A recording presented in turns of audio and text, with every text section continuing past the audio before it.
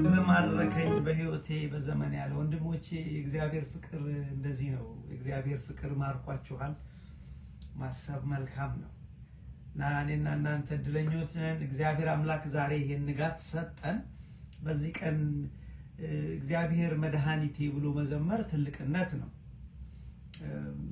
ይሄ አንደበታችን አንድ ቀን ተይዞ የማይዘምርበት ቀን ይመጣልና እድል ሲገኝ ተሻምቶ መዘመር እግዚአብሔርን ማመስገን ለመጣንበት ግብር መዋል ነውና ወንድማችን ፍቅር ማረከኝ በህይወቴ በዘመኔ እንዴት ደስ ይላል። እንዴት አይነት ሚስጥር ነው ያለው። የእግዚአብሔር ፍቅር የገባው ሰው እንደዚህ ይላል። ለኔና ለናንተ የእግዚአብሔር ፍቅር እንዲገባን የእግዚአብሔር ቅዱስ ፈቃዱ ይሁንልን ይርዳን ማለት ነው። እግዚአብሔር ይርዳን። እንዲቀላል አይደለም። ያያችሁ እግዚአብሔር ፍቅር የገባው ሰው ስንትና ስንት ነገር ያደርጋል። ህይወቱን ጭምር ይሰጣል ለእግዚአብሔር አይደለም ማቴሪያል ነገር። እና አንዳንድ ሰዎች ለምሳሌ ሰሞኑን ከሰዎች ጋር ስነጋገር ወደዚህ በመንኩስና ህይወት የሚኖሩት በጵጵስና ህይወት የሚኖሩት ቅዱሳን የምንላቸው የእግዚአብሔር ፍቅር ስለገባቸው እንደኔና እንደናንተ ሳይሆኑ አያችሁ ስለበለጠባቸው የእግዚአብሔር ፍቅር ስለገባቸው ፍቅር ስለያዛቸው ለእግዚአብሔር ተለዩ። እንዴት መታደል ነው! ቅዱሳን ሐዋርያት ለዚህ እኮ ነው ጌታ ጋር ቀርበው ጌታ ሆይ ሁሉን ነገር ጥለን መጣን፣ የኛ መጨረሻ ምንድነው ያሉት። ይሄ እውነት እኮ ነው።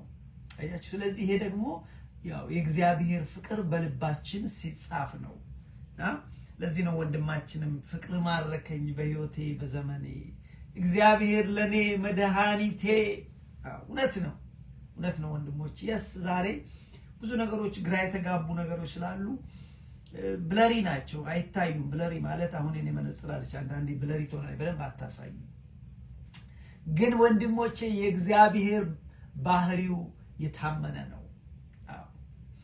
እግዚአብሔር ለኛ ያለው ፍቅር የታመነ ነው። ስለዚህ እውነትም ይሄንን ነገር መረዳት ትልቁ ነገር ነውና ወንድማችን ቀሲስ ዘማሪ ቀሲስ ምንዳይ ብርሃኑን እግዚአብሔር ዝማሬ መላእክት ያሰማልን እንላለን። ወንድሞቼ እግዚአብሔር ቢረዳን ዛሬ እግዚአብሔር መንፈስ ቅዱስ እኔና እናንተን የሚያስተምረን እግዚአብሔር ቃል እግዚአብሔርን ታግሶ ስለመጠበቅ ነው፣ ስለ ትዕግስት ነው። እግዚአብሔርን ታግሶ ስለመጠበቅ ነው። ይሄ ከባድ ነገር ነው። እኔ በጣም በማረው እንደው በጣም ደስ የሚለኝ ነገር ነው። እውነቱን ነው የምነግራችሁ። ምክንያቱም very important wisdom ነው። እግዚአብሔርን ታግሶ መጠበቅ፣ እግዚአብሔርን ጸንቶ መጠበቅ እንዴት ትልቅ ነገር ነው። ለምን ከጥበቃ በኋላ ከመጠበቅ በኋላ የተሻለ ነገር አለ። አያችሁ። ስለዚህ ዛሬ የምንማርበት የእግዚአብሔር ቃል ርዕሳችን ጽና፣ በርታ፣ ታግሰህ እግዚአብሔርን ጠብቅ በሚል ነው። ወንድሞቼ መጠበቅ ከባድ ነው፣ እንደምናወራው አይደለም። This is one of the wisdom I would love to learn. Honestly, መማር የምፈልገው እግዚአብሔር ትዕግስተኛ በነገሮች እንዲያደርገኝ። በርግጥ አሁን ታዲያ ምን ማለት ነው ብትሉ ያስተማረኝ እኮ ነው እግዚአብሔር። ለዚህ እኮ ነው እግዚአብሔር እኔና እናንተ እኔ እኮ እንደናንተው ተማሪ ነኝ። እግዚአብሔር መንፈስ ቅዱስ ዛሬ እኔና እናንተ ምን ይለናል? ልጆቼ ቀኑ ታፍ ታይም ነው፣ ጊዜው ከባድ ዘመን ነው። ይሁን እንጂ ግን እኔ ለእናንተ የተሻለ ሐሳብ የተሻለ ነገር ከፊታችሁ ስላለ ጽኑ፣ በርቱ፣ ታግሳችሁ ጠብቁኝ። ከልቤ ነው የምላችሁ ወንድሞቼ። ታግሶ መጠበቅ ከባድ ነው። አያችሁ። አሁን አንዳንድ ጊዜ ጠብቁ ሲባል ከባድ መሰላችሁ። አሁን ለምሳሌ ወይ የሥራ ፈተና ይሆናል፣ ውጤቱ ወጣ ስትሉ ገና ጠብቁ። እንዴት ይከብዳል! ወይ ሐኪም ቤት ትሄዱና ምርመራ ተደርጎላችሁ አሁንም ሐኪም ቤት ውጤቱን ጠብቁ ሲባል it's so long my friend, not easy። እግዚአብሔርን መጠበቅ ደግሞ እንዴት ከባድ መሰለ። በተለይ በዚህ ጊንጥ በሆነ ዓለም ውስጥ ስንኖር ታግሶ እግዚአብሔርን መጠበቅ፣ ፈተናን ተቋቁሞ መጠበቅ እንዴት ቀላል ነገር አይደለም። አያችሁ ወንድሞቼ፣ ግን ማወቅ ያለብን የተሻለ ነገር አለ፣ የተሻለ ቀን አለ። ስለዚህ ለዛ ለተሻለ ቀን ወንድሞቼ ታግሶ መጠበቅ ትዕግስትን መማር ትልቅ ነገር ነው። እዚህ ትምህርት ውስጥ የምንማረው አንድ ነገር እግዚአብሔር የሚያስተምረን አንደኛ ታግሳችሁ ጸንታችሁ ጠብቁኝ ነው። ይሄ ትእዛዝ ነው። ጽኑና ጠብቁኝ፣ አትሸነፉ፣ ሬዚሊየንት ሁኑ። አንደኛ ትእዛዝ ነው። ሁለተኛ ታግሰው የጠበቁ ሰዎች ፍሬ ይበላሉ። መቼም ይሄን ለእናንተ መንገር አያስፈልግም። በስጋዊም ዓለም በመንፈሳዊም ዓለም በህይወታቸው በነገራቸው የታገሱ ሰዎች ፍሬውን ይመራሉ። ያልታገሱስ ብዙ ጊዜ ይወድቃሉ። ምን ጥያቄ አለው? ስለዚህ ነው እኔ አሁን ቅድም ስነግራችሁ if I have to learn one wisdom አንድ ጥበብ እግዚአብሔር ስጠኝ ብዬ ከምጸልዩ አንዱ ትዕግስተኛ አድርገኝ።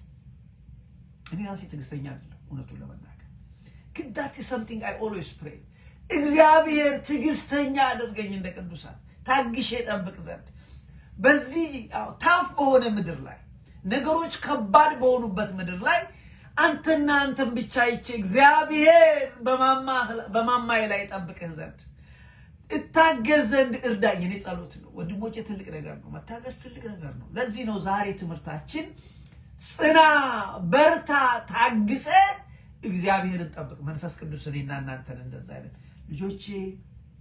ያላችሁበት ዘመን ከባድ ዘመን ነው። ያላችሁበት ዘመን አስጨናቂ ዘመን ነው።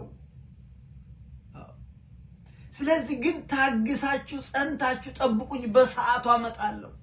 እግዚአብሔርን ታግሰው የሚጠብቁ ሰዎች ኃይላቸውን እንደ ንስር ያድሳሉ ይላል ኢሳይያስ። ኃይል ያገኛሉ ይላል። መታገስ ላይ ድክ ያረጋችኋል እኮ እዚህ ጋር የዚህ ዓለም ፈተና የዚህ ዓለም ወንድሞቼ የዚህ ዓለም ችግር በጣም ያደክማል። እኔ በየቀኑ ደክማለሁ፣ ምንም ጥያቄ የለውም። ግን አንዲት ነገር የምጸልየው እግዚአብሔር I will wait for you በነገሬና እግዚአብሔር ለዋል ይመጣል አንድ ቀን no matter what ይመጣል አንድ ቀን I know that። ስለዚህ ወንድሞቼ ከፊታችን የተሻለ ቀን አለ። ለኛ የተሻለ በተለይ ለክርስቲያኖች እግዚአብሔር አብ ያዘጋጀው እግዚአብሔር ወልድ ዋጋ የከፈለበት ደሙን የከፈለበት እግዚአብሔር መንፈስ ቅዱስ መያዣውን የከፈለበት የተሻለ ቀን ደስ የሚል ቀን ፊታችን አለ። ለሱ ታግሶ መጠበቅ አስፈላጊ ነው። ባለፈው ከኔ ጋር የነበራችሁ ወንድሞቼ ስንማር የነበርነው ከፊታችን የተሻለ ቀን አለ። ያንን አሻግረን እንመልከት። አሁን ያለብንን ፈተና አይደለም፣ ይልቁንም ከፈተናችን አሻግረን የተሻለውን ያንን ቀን የተስፋውን ቀን እንጠብቅ፣ እንመልከት። አይናችንን በፈተናችን ላይ አይናችንን በመከራችን ላይ እናድርግ። I'm not saying it is easy my friend. What I'm saying is ከባድ ነው፣ ግን አይንህን አንስተህ እኔንም ይለኛል ልጄ ሆይ እስጢፋኖስ አይንህን አንስተህ የተሰቀለው ክርስቶስ ተስፋ ላይ የሚመጣው ተስፋ ክርስቶስ ይመጣል። አባባ ይመጣል። ወንድሞች እመኑኝ፣ አባባ ይመጣል። ባይመጣ እንኳን ቢዘገይ በቃሉ ቢዘገይ እኔና እናንተ ወደሱ እንሄዳለን። በነገራችን ላይ ነገር ልንገራችሁ፣ እንደ መጥፎ አትያቱ። ወደ እግዚአብሔር መሄድ ታጥኖ ላለ ሰው ወደ እግዚአብሔር መሄድ መልካም ነው፣ ለተዘጋጀ ሰው ማለት ነው። በዚህ ዓለም እንኳን አንዳንድ ነገሮችን ጥቂት ጥናት ሳደርግ ሞተው የተመለሱ ሰዎች እንኳን ሲናገሩ አንድም ሰው ከሞተ በኋላ ብዙ ሰው መመለስ አይፈልግም። አልሞትም ብሎ የሚደርቅ ሰው እንኳን ምን ማለት ነው? የተሻለ ነው ወንድሜ። እዚህ እኮ አሁን ያለንበት እኮ ምድር በእስር በግዞት እኮ ነው የመጣ ነው። how come you don't understand? አዳምና ሔዋን በደሉ፣ እግዚአብሔር ከገነት አስወጣቸው። በምትገለባበት የኪሩቤል ሰይፍ አጠራት ይላል። ስለዚህ ያለነው በግዞት ነው። ስለ ግዞት ማለት ምንድነው? እስር እኮ ማለት ነው።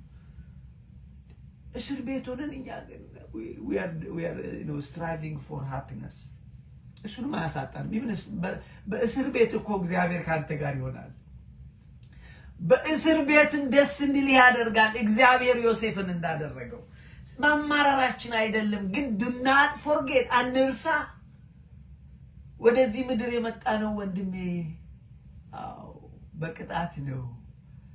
ሰው እስር ቤት የሚገባው ተምሮ ታርሞ እንዲወጣ ነው እንጂ እዛ ውስጥ ፈልሰሰሰሰስ ብሎ እስር ቤት ውስጥ እስር ቤት እኮ መኖሪያ አይደለም ማይ ፍሬንድ አይደለም እስር ቤት ታርሞ መውጫ ነው እኛም ወደዚህ ምድር የመጣ ነው አው ታርመን ተስተካክለን እግዚአብሔር ለሰራን ዓላማ ላዘጋጀን ቤታችን እንድንሄድ ነው ለዚህ ነው እንግዲህ ታግሶ ዓላማውን ተረድቶ ወንድሞቼ ለዛ ቀን ለተሻለው ቀን መጽናት መጠበቅ አስፈላጊ ለዚህ ነው እንግዲህ ጽና በርታ ታግሰ እግዚአብሔርን ጠብቅ ዛሬ መንፈስ ቅዱስ ምን ይለናል ልጆች I do understand what you are going through የምታልፉበትን ነገር ይገባኛል አቋለሁ ግን ጽኑ በርቱ ታግሳችሁ ጠብቁኝ በሰዓቱ መጣለው ይለናል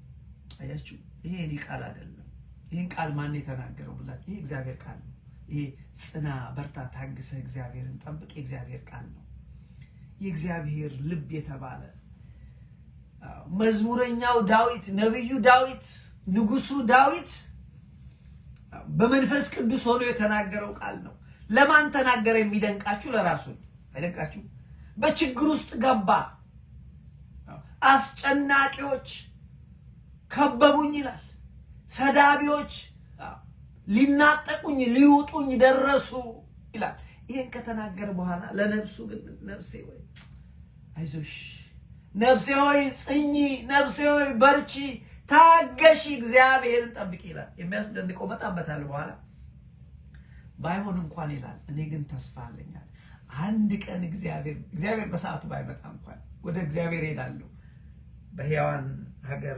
እግዚአብሔርን አየዋለሁ አለ አምናለሁ በሕያዋን ሀገር በሕያዋን በሙታን ሀገር አይደል በሕያዋን እዚህ ባይሳካልኝ በምድር በሕያዋን ሀገር እግዚአብሔር ሆይ አንተን አይሃለሁ እንዴት ደስ የሚል ነው ማለት በፈተና ውስጥ ሆኖ ነው ለዚህ ነው ስለመጠበቅ ዛሬ የምንማረው መጠበቅ ቀላል ነው ያቋቸው አይደለም my friends don't misunderstood me please መጠበቅ ከባድ ነው እኔ ቅድም አልኳችሁ ራሴ መማር የምፈልገው አንድ ጥበብ እግዚአብሔርን በየቀኑ እንዲያስተምረኝ የምፈልገው እግዚአብሔር ሆይ ትዕግስተኛ አድርገኝ ጸንቼ አንተን ጠብቅ ዘንድ ችግር ሲመጣ ሰው ይወላውላል ይሰናከላል ወደ ኋላ ይሄዳል እና አይተናል በሐዋርያት ሕይወት አይተናል በቅዱሳንም ሕይወት አይተናል የጸኑ አሉ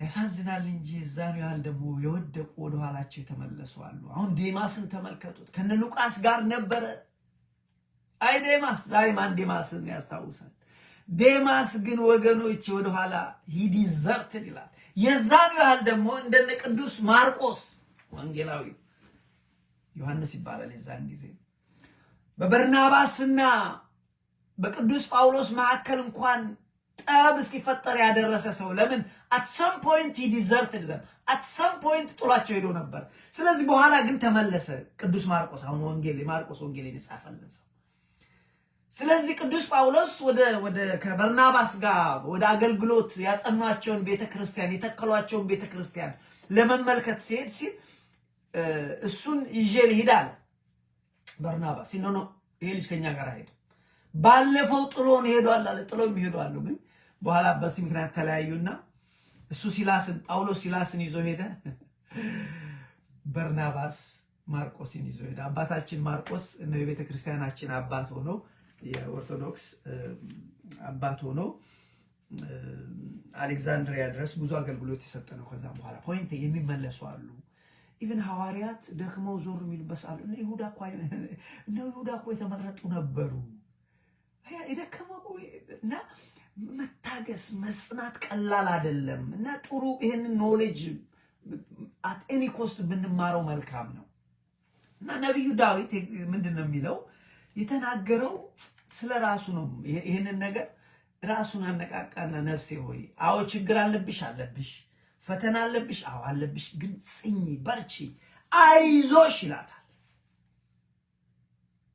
ይሁነት ነው ወይ ካላችሁ መዝሙር 27 ሄዳችሁ አንብቡ ይሁነት ነው መዝሙር 42 ነፍሴ ሆይ አለ በጣም በጨነቀው ጊዜ ነፍሴ ሆይ ለምን ታስጨንቅኛለሽ ለምን ታስጨንቅኛለሽ ቀላል ቋል ለመጠበቅ አው ተጨንቆ ነው እኮ ነው። በኋላ መጨረሻ ለምን ታስጨንቅኛለሽ ይልቁንም አላት። በሰራዊት ጌታ በእግዚአብሔር ታመኚ ነፍሴ አታስጨንቅኛለሽ። መጠበቅ ቀላል አይደለም። ዕንባቆም ምንድነው ያደረገው? እስከ መቼ እግዚአብሔር እዚህ መጠበቅ ከባድ። እስከ መቼ ነው ግን እግዚአብሔር የምትተው? እስከ መቼ ነው የማትመጣው? እስከ መቼ እግዚአብሔር for how long? ስለዚህ ወንድሞቼ አሁን እዚህ ጋር የምናመጣው ስለ መጠበቅ ነው የምንማረው። እግዚአብሔር በረዳን ያህል የሚቀጥሉት ተከታታይ ሳምንት እንቆያለን። እናስቸኩለናል። አያችሁ። ስለዚህ ሌላው ቀርቶ ከሌላው መማር አይደለም። ዳዊት ራሱን አስጨናቂዎች ከበቡኝ ይልና ግን ራሱን የመከረበት ነው። ጽና ነፍሴ ጽኚ በርቺ ታግሰሽ እግዚአብሔርን ጠብቂኝ ይላልና ባለፈው እንግዲህ ምናልባት ትምህርቱ ያመለጣችሁ ቤተ እስጢፋኖስ የሚለው ሊንክ ከታች አስቀምጫለሁ። ሄዱና እዩት፣ ይጠቅማችኋል። የተሻለ ለኛ የተሻለ ቀን አለን ብለን ተማር። እዛ ውስጥ ያነሳነው ነገር ህይወት አስጨናቂ ነው። በዚህ ዘመን ኑሮ ከባድ ነው። መኖር ከባድ ነው። ስራ ከባድ ነው። ልጅ ማሳደግ ከባድ ነው። ትዳር ከባድ ነው። ከዘመዶች ጋር መኖር ከባድ ነው። ወንድሞቼ I'm telling you ከባድ ነው። አሁን ጥያቄው እሺ እንደዚህ በሚሆንበት ሰዓት አልባለፈው እንደዚህ ነገሮች ታፍ በሚሆንበት when things are getting tough ክርስቲያኖች ተስፋ ሳይቆርጡ እንዴት አድርገው ለእግዚአብሔር ሐሳብ ይደርሳሉ? እግዚአብሔር ለፈጠራቸው ላዘጋጃቸው ዓላማ ይደርሳሉ። እንዴት ይደርሳሉ? ምን ማድረግ አለባቸው? ክርስቲያኖች ነገሮች ታፍ ሲሆኑ እንደ አሕዛብ እንደማያምኑ ሰዎች መሆን አለባቸው። የማያምኑ ሰዎች ነገሮች ታፍ ሲሆኑባቸው ይበሳጫሉ፣ ፍራስትሬት ያደርጋሉ። አይደለም እነሱ እኛም እናደርጋለን።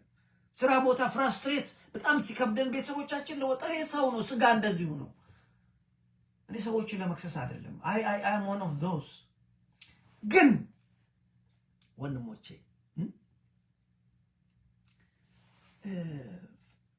እንደ አሕዛብ ይሆናሉ ነው ወይንስ ፍራስትሬት ያደርጋሉ? ከቤተሰቦቻቸው ላይ ብስጭት ያደርጋሉ፣ ትዳራቸው ላይ ይወጣሉ፣ ልጆቻቸው ላይ ይወጣሉ? ወይንስ እንደ እግዚአብሔር ሰዎች እንደ ጸኑት እንደ ቅዱሳን አይናቸውን ከመከራቸው ላይ አንስተው ከፈተናቸው ላይ አንስተው የተሰቀለው ክርስቶስ ላይ ያደርጋሉ? ምንድን ነው የሚያደርግ ያለባቸው? ይሄ ነው ትምህርቱ ባለፈው የተማርነው። ስለዚህ ምን አልን? የእግዚአብሔር ሰዎች አንደኛችን ነገሩን መረዳት half of the problem ኮይ ሶልቭ ያደርገዋል። ታፍ ታይም ነን ካልን አሁን አንድ ወታደር ጦርነት ውስጥ ገብቶ ጥይት አይምታይ ማለት አይችልም። he knows it is a tough place። ስለዚህ እኛም ደግሞ we live in a tough world ካልን we have to understand that if it's a tough world you have to prepare your mind. We have to prepare our mind ለዛ ጭንቅላታችንን አእምሮአችንን ለዛ ማሰልጠን አለብን፣ መዘጋጀት አለብን። ወታደሩ ለዚህ እኮ ነው ጦርነት ውስጥ ከገባ እንዳይመታ ጥንቃቄ ያደርጋል። ነፍስ አለው እኮ እሱ እንዴ። ስለዚህ ወንድሞቼ ምን አለን? ቅዱሳን እንዴት ስለዚህ ምን መደረግ አለበት ብለን እንደ አሕዛብ እንደማያምኑ ሰዎች ህይወት ታፍ ስትሆንባቸው ፍራስትሬት እንደሚያደርጉ በቤተሰቦቻቸው ላይ እርምጃ እንደሚወስዱ በትዳራቸው ላይ እርምጃ እንደሚወስዱ ሰዎች ኢቭን በራሳቸው ላይ እርምጃ እንደሚወስዱት ሳይሆን የእግዚአብሔር ሰዎች እንደ ቅዱሳን ያደርጋሉ። እንደ ሐዋርያት እንደ ነቢያት ይሄዳሉ። ምንድነው ሐዋርያት ያደረጉት? ቅዱስ ዳዊት ነብዩ እንዳደረገው ችግሩን አይኑን ከችግሩ ላይ አንስቶ እግዚአብሔር ሆይ ዛሬ ቢከብድ ነገ ግን በሰማይ አይሃለሁ፣ በሕያዋን መንገድ አንተን አይሃለሁ። ይሄ ነው ወንድሞቼ ችግሩን። ዳዊት ችግር አስጨናቂ ጠላቶቼ ሊውጡኝ ይላል። መጥቻ ነብላችኋለሁ እንደው ላንብብላችሁ። እንደዚህ ይላል፣ መለስበታለሁ። ግን እንደዚህ ይላል የሚደንቃችሁ ሊውጡኝ አለ። እግዚአብሔር ብርሃኔና መድኃኒቴ ነው፣ የሚያስፈራኝ ማን ነው? እግዚአብሔር የሕይወቴ መታመኛዬ ነው፣ የሚያስደነግጠኝ ማን ነው ካለ በኋላ ቁጥር 2 ላይ መዝሙር 27 ነው። ክፎች አስጨናቂዎች ጠላቶቼ ስጋዬን ይበሉ ዘንድ በቀረቡ ጊዜ ይላል። ይሄን ያህል ነው ወንድሞቼ ፈተናው ዳዊት። አያችሁ በዚህ ጭንቅ ስጋዬን ሊበሉ በዚህ ውስጥ ከሆኑ ነው ታገስ፣ ጽና፣ በርታ፣ እግዚአብሔርን ጠብቅ ብሎ በዚህ ብቻ አይደለም ኢቭን እግዚአብሔር ባትመጣ አለ አንተ ግን አንድ ቀን በሕያዋን ሀገር አይሃለሁ። ኢትስ ኦኬ አለ። ኢትስ ኦኬ see that's what we need to learn። ስለዚህ እንደ ክርስቲያኖች የእግዚአብሔር ሰዎች በህይወታቸው ፈተና ሲገጥማቸው እንደ አህዛብ እንደማያምኑ ሰዎች ፍራስትሬት አድርገው በራሳቸው ላይ በቤተሰባቸው ላይ በመስሪያ ቤት ሰራተኞች ላይ እልሃቸውን አይወጡም ፍራስትሬሽናቸው። ይልቁንም እግዚአብሔር ሰዎች እንደ ዳዊት ከችግራቸው ላይ አይናቸው ያነሱና የተሰቀለው ክርስቶስ ላይ ያደር ኦ እግዚአብሔር ኦ ጌታ ሆይ ትመጣለህ አይ ኖ you are going to come ጠብቃለሁ አባባ ጠብቃለሁ ማማይ ላይ it's okay ያማል ኢዮብ እኮ እሱን ያደረገው ወንድሞች ያማል እኮ ኢዮብ የገባበት ፈተና እኮ ልጆቹን አጣ ባለቤቱን አጣ ሰደበችው እሷ እንኳን አንተም ብሎ አምልኮት አለችው። ለዚህ የሚያደርጉ ሰዎች እግዚአብሔር ትላለህ ማትረባለች ተሳደብና ሞት አለችው። ልክ አሲፍ ተሳድቦ የሆነ ነገር የሚመጣ ይመስል ለቷቸዋል። ያማል አመመው ታገሰ መጀመሪያ አለቀሰም በኋላ ግን እግዚአብሔር በሰዓቱ መጣ። ሲመጣ ግን አፈረ ኢዮብ አፈረ በንግግሩ የማላቀውን ተናገርኳል። ኢዮብ ታጠቃለው እግዚአብሔር ታጠቅ ከኔ ጋር ተነጋገር ቅድም ተናገር ካለ ከማን ተነሳለው ከዚህ ሁሉ መከራ ውስጥ ነው ስቶሪው። የት ነበርክ አንተ አለው። እኔ ተራራትን ስፈጥር ቀላያትን ስሰራ የት ነበርክ እንደዛ የተናገርከው አንተ? በዛን ጊዜ ምን እንዳታቃላችሁ ኢዮብ እግዚአብሔር የማላስተውለው ተናግሬያለሁ የማላቀውን ብያለሁ ይቅር በለኝ ብሎ እጄን አፌ ላይ አደርጋለሁ። ስለዚህ የእግዚአብሔር ሰዎች ወንድሞቼ ፈተና አይመጣም አይደለም ምንድነው የሚያደርጉት? አይናቸውን ከፈተናቸው ላይ ያነሱና እግዚአብሔር ላይ ያደርጋሉ። እኔና እናንተ መከራ አለብን። ይኖርብናል። የጤንነት ችግር፣ የኢኮኖሚ ችግር፣ የልጆች ችግር፣ የትዳር ችግር፣ የሥራ ችግር፣ የሀገር ችግር፣ ስንቱ ችግር አለብን። በዚህ ሰዓት ሶሉሽኑ ፍራስትሬሽን አይደለም፣ ተስፋ መቁረጥ አይደለም። ይልቅ ምንድነው? ልክ እንደ ዳዊት ነፍሴ ስሚ ችግር አለብኝ፣ አዎ ግን እኔ አባባን እጠብቀዋለሁ፣ የሞተልኝን ክርስቶስን እጠብቀዋለሁ። ኢትስ ኖ ማተር ዋት። ኢዮብ እንዳለው ስጋዬን በጥርሴ ይዛታለሁ አረጋለሁ። that's what he said። ስለዚህ ወንድሞቼ በህይወት ስንኖር ይህንን ጥበብ እግዚአብሔር እንዲሰጠን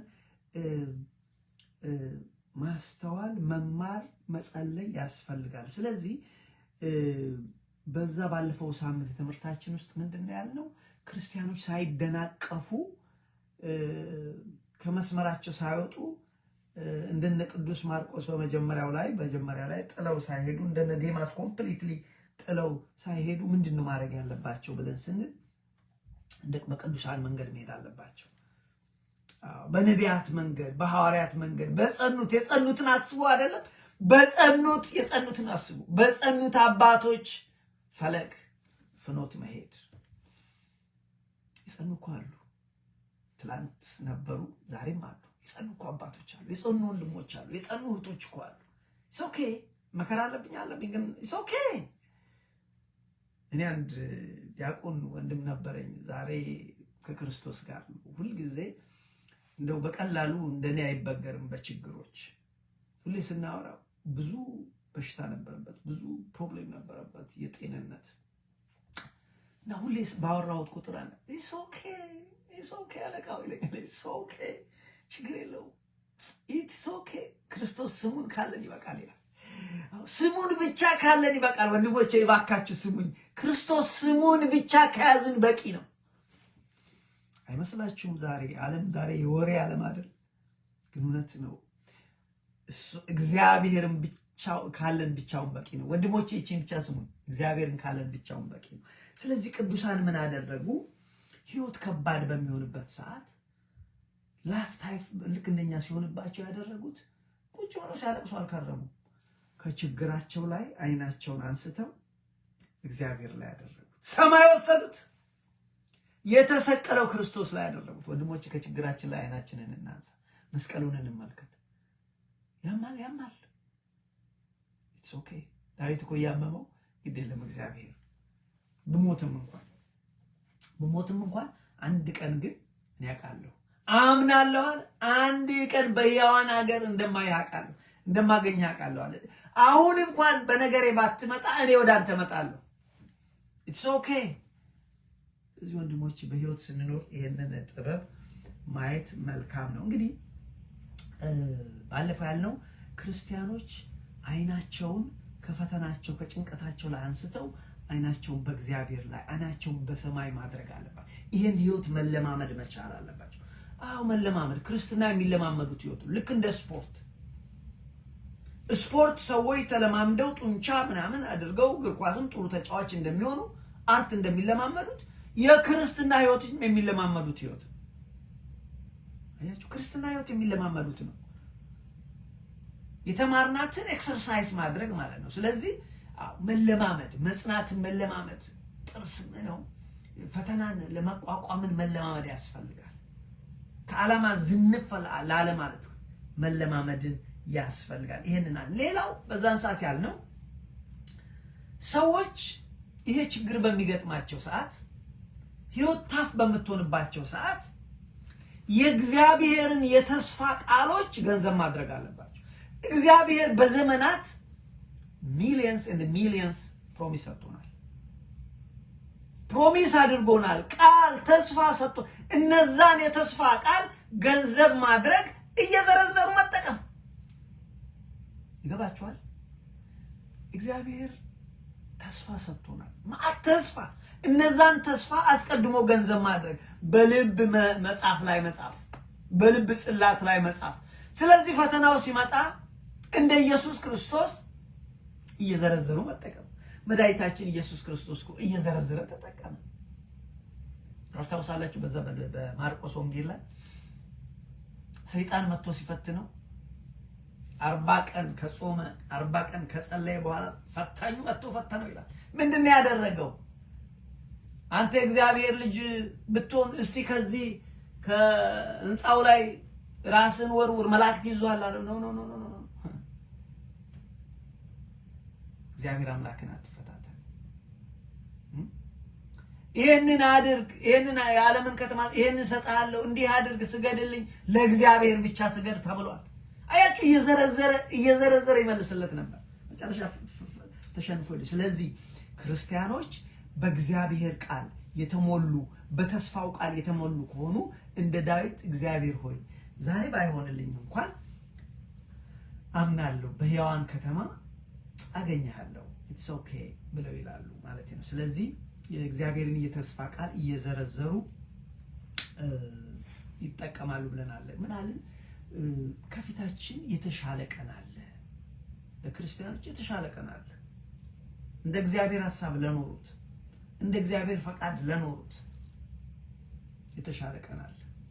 ገብቷችኋል? ስለዚህ ያንን መረዳት ያስፈልጋልና ትምህርታችን ጽና፣ በርታ፣ ታግሰ እግዚአብሔርን ጠብቅ በሚል ርዕስ ነው። ስለዚህ ወንድሞቼ እግዚአብሔርን ጸንቶ መጠበቅ፣ በርትቶ መጠበቅ፣ በዚህ በችግር ሰዓት የሚያዋጣው ጸንቶ መጠበቅ፣ አይናችንን ከችግራችን ላይ አንስተን አይናችንን እግዚአብሔር ላይ፣ አይናችንን ተስፋችን ላይ እናድርግ።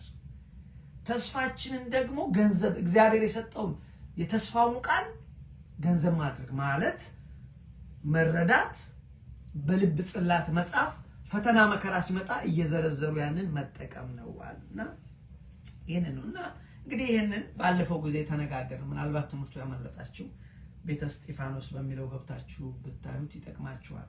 ጥቂት ነገር ለመጨመር ዛሬ እንግዲህ ርዕሳችን ታገስ ነው። ጽና፣ በርታ፣ ታገስ፣ እግዚአብሔርን ጠብቅ ነው ያለው። እንግዲህ በዚህ ትምህርት ውስጥ የትምህርቱ ዓላማ እውነቱን ለመናገር ጸንተን ታግሰን እንዴት እግዚአብሔርን እንጠብቀው?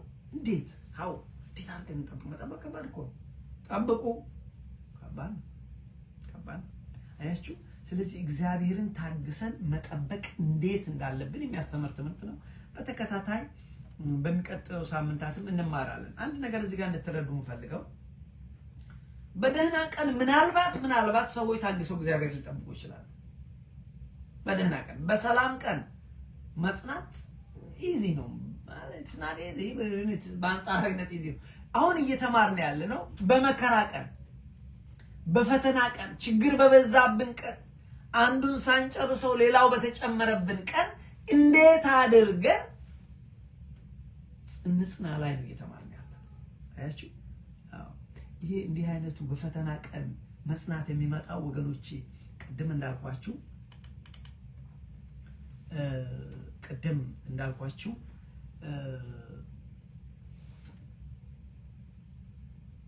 እውነተኛ እምነት ይፈልጋል። ከፍ ማለት ይፈልጋል ለመጽናት ለመታገስ። እውነተኛ እምነት ደግሞ ከምን ይመጣል ብላችሁ ብትሉ እግዚአብሔርን ከማወቅ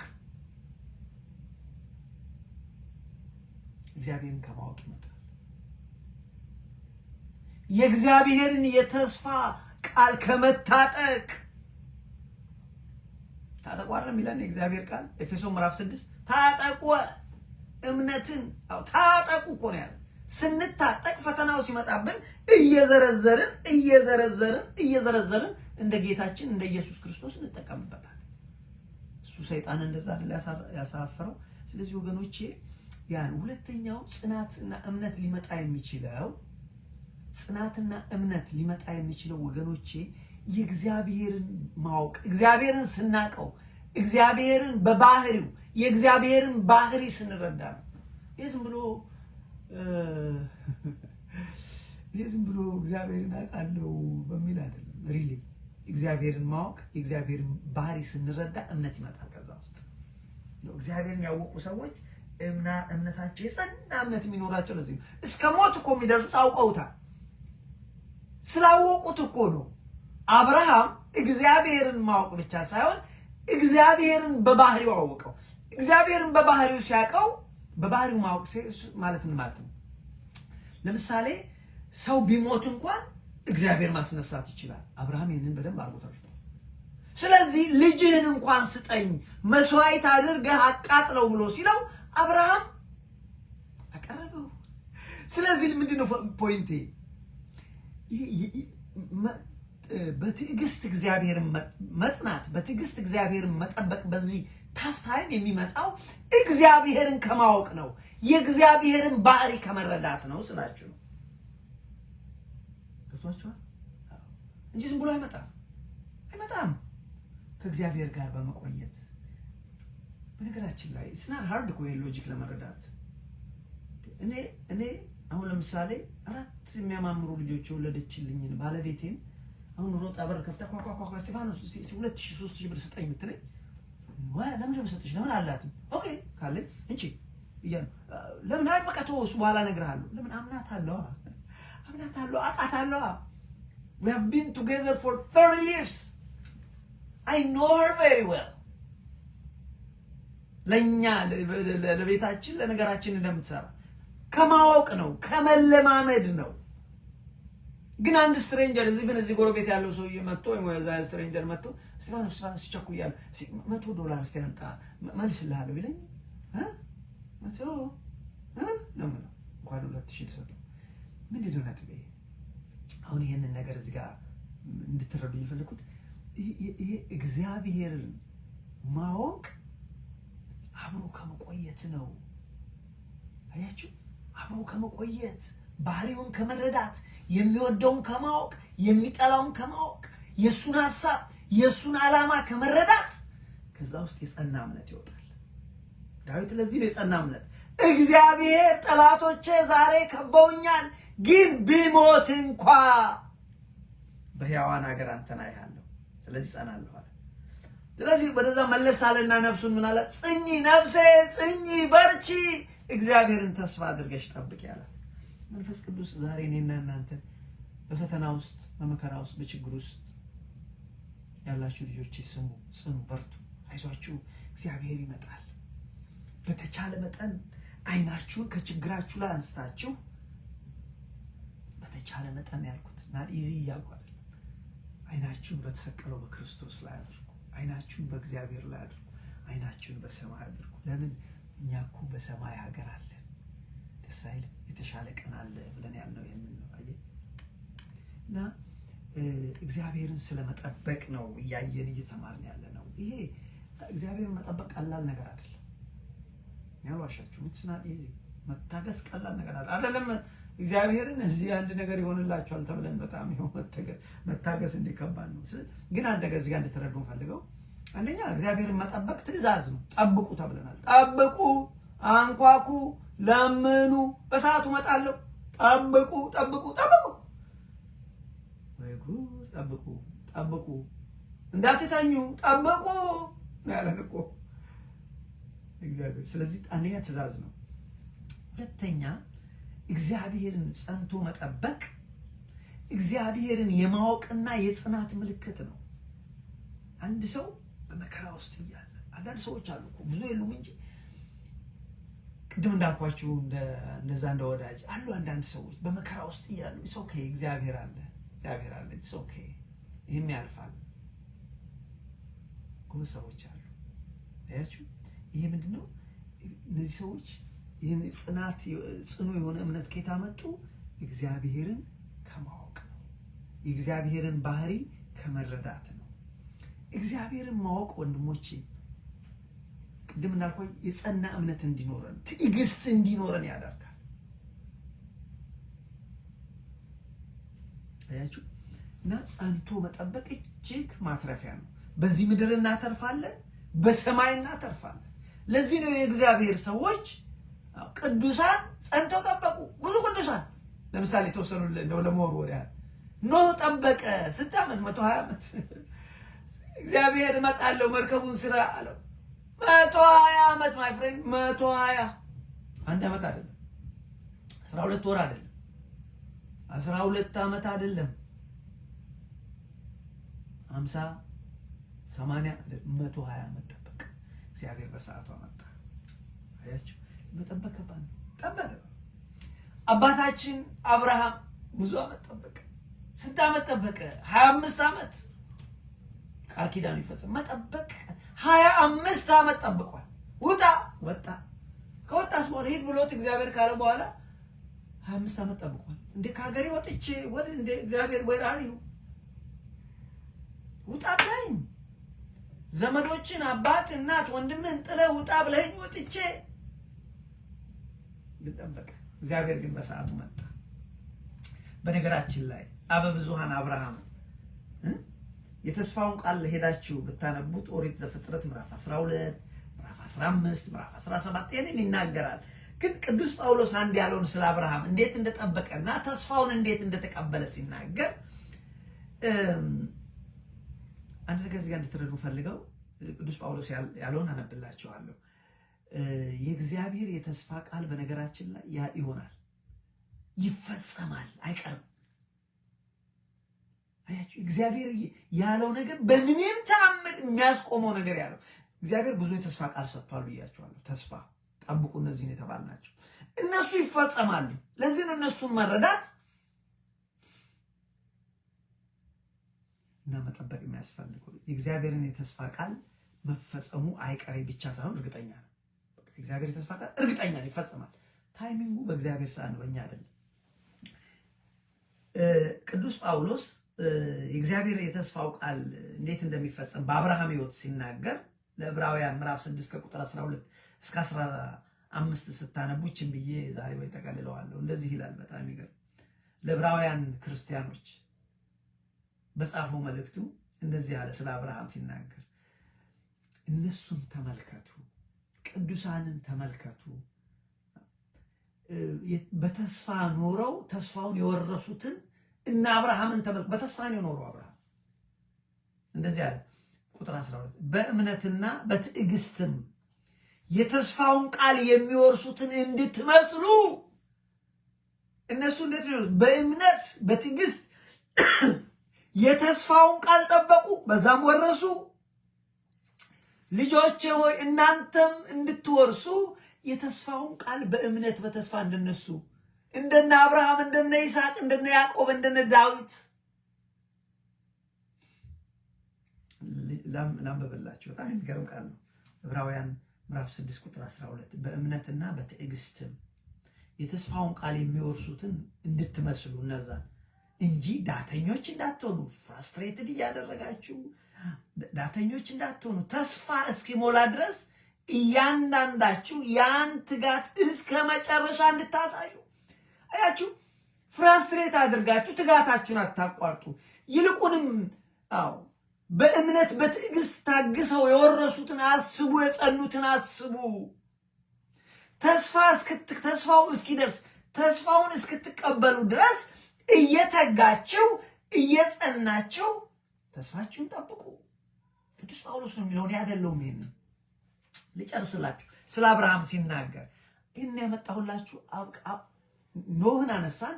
አብርሃምም ጠብቆ ታግሶ ተስፋውን ተቀበለ። ቅዱስ ጳውሎስ ቁጥር 13 ላይ እንደዚህ ይላል፣ እግዚአብሔርም ለአብርሃም ተስፋ በሰጠው ጊዜ እባርክሃለሁ፣ በእውነት እባርክሃለሁ፣ አበዛሃለሁ ብሎ እንደዚህ ይላል። እግዚአብሔር ለአብርሃም ተስፋ በሰጠው ጊዜ በእውነት እየባረኩ እባርክሃለሁ እያበዛሁም አበዛሃለሁ ብሎ ከእርሱ የሚበልጥ በማንም ሊምል ስላልቻለ እግዚአብሔር በራሱ ማለ። በእውነት ብሎ ማለ እግዚአብሔር በራሱ በእውነት። እንዲሁም አብርሃም ቁጥር 15 ላይ እንዲሁም እርሱ ከታገሰ በኋላ ተስፋውን አገኘ። አብርሃም ታግሶ ምን አደረገ? ተስፋውን አገኘ። ስለዚህ ወገኖቼ አብርሃም ከታገሰ በኋላ ምን አደረገ? ተስፋውን አገኘ። ቅዱሳን በዚህ መልክ ነው ያለፉት። በሚቀጥለው ሳምንት እንመጣበታለን። እነ ኢዮብ ታግሰው ተስፋውን ተቀበሉ። ይሄ በብሉይ ኪዳን ነው። በአዲስ ኪዳንስ እነ ሃናን አስታወሳችኋት? ነቢይት ሃና በትዳር 7 ዓመት ብቻ እኮ ነው የቆየችው። ባሏን ካገባች በኋላ የምትወደው የልጅነቷ ባሏ ተለያት። ከዛ በኋላ ስንት ዓመት ተቀመጠች? እግዚአብሔርን ስትጠብቅ በቤተ መቅደስ 84 ዓመት ነው አለች። በቃ ትዳር አንድ ነው፣ ህይወት አንድ ነው ብላ 84 ይመቻል ነው እዚህ ያው በዛን ዘመን። ምክንያቱም ባል ያው ኢንካም በሚያመጣበት ዘመን እንደሌላ ሰው ማድረግ ትችል ነበር፣ ወይ ዳግም ማግባት ትችላለች፣ ተፈቀደ ነው ባሏ ስለሞተ። ግን አላደረገችውም። ስለዚህ እኮ ነው ነብይት የሆነችው። ነብይ ሆነች እኮ። ወደ ስጋዋ ብትሄድ ኖሮ ግን ማንም ሰው ትዝ አይለውም። ዛሬ እንደ ማንኛውም ሰው አግብታ ወልዳ ትኖር ነበር። ኖባዲ ሪመምበር ሄር። ኃጢአት አይደለም ብታገባ እሷ ባሏ ሞቱ። ቢያንስ መጽሐፍ ቅዱስ እንደሚነግረን ባሏም ካህን ነው አይልም። ካህን ነው የማያገባው። ካህን ሚስቱ ከሞተች እንደምታውቁት ይመነኩሳል።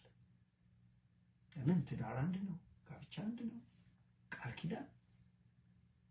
ስለዚህ እቺ ሴት ግን 84 years ጠበቀች፣ 84 ዓመት ጠበቀች።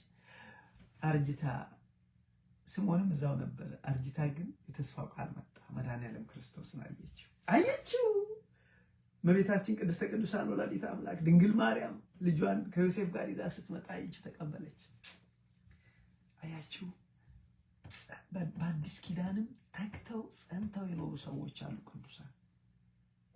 ስለዚህ ትልቁ ነገር እዚህ ጋር አሁን እዚህ ጋር ቆመዋለሁ። ታግሶ እግዚአብሔርን ስለመጠበቅ ነው የተማርነው። መታገስ ወይም መጠበቅ ከባድ ነው። አያችሁ፣ ምን ይፈልጋል? ማወቅ ይፈልጋል፣ መረዳት ይፈልጋል፣ እግዚአብሔርን ባህሪ መጽናት ይፈልጋል እና መለማመድ ይፈልጋል። መጠበቅ እንደ ማንኛውም ኤክሰርሳይዝ ክርስትና እንደዛ ነው። መለማመድ ይጠይቃል፣ ጽኑ እምነት ይጠይቃል። ጽኑ እምነት ደግሞ እግዚአብሔርና ባህሪውን ከማወቅ ይገኛል። አሁን እንግዲህ አባታችን ሙሉ ታሪኩ ጽና በርታ ብሎ ያለው ነብዩ ዳዊት ነው። መዝሙር 27 ከ7 እስከ 14 ላይ ሄዳችሁ ብታነቡ በርታ፣ ታገስ፣ እግዚአብሔርን ጠብቅ ብሎ ያለው ዳዊት ራሱን ያጽናናው። በሚቀጥለው ደግሞ ከዚህ ቀጥለን እንማራለን። ዋናው ነገር ታግሶ እግዚአብሔርን በተለይ በዚህ ታፍ በሆነ ሰዓት መጠበቅ ትልቅ ነገር ነው። ብዙ ዲስትራክት የሚያደርጉ ነገሮች አሉ። ይሄ ለእናንተ ብቻ አይደለም፣ እኔንም ነው እግዚአብሔር የሚያስም። ልጅ ሆይ ታግሰህ ጠብቅ፣ ታገስ። ለዚህ ነው ቅድም ደጋግሜ አንድ ኖሌጅ፣ አንድ ዊዝደም፣ አንድ ጥበብ የጸለይኩ እግዚአብሔር እንዲሰጠኝ ከምለምነው አንዱ ትዕግስት ነው። ትዕግስት በጣም ወሳኝ ነው። ስለዚህ ታግሶ እንደ ቅዱሳን እግዚአብሔርን መጠበቅ ትልቅ ነገር ነው። እግዚአብሔር በሰዓቱ ይመጣል። ያስተማረን የመከረን የአባቶቻችን አምላክ እግዚአብሔር ስሙ ከአጽናፍ እስከ አጽናፍ የከበረ የተመሰገነ ይሁን። ሰላም እግዚአብሔር ይብዛላችሁ። ሰላም ሁኑ። አሜን።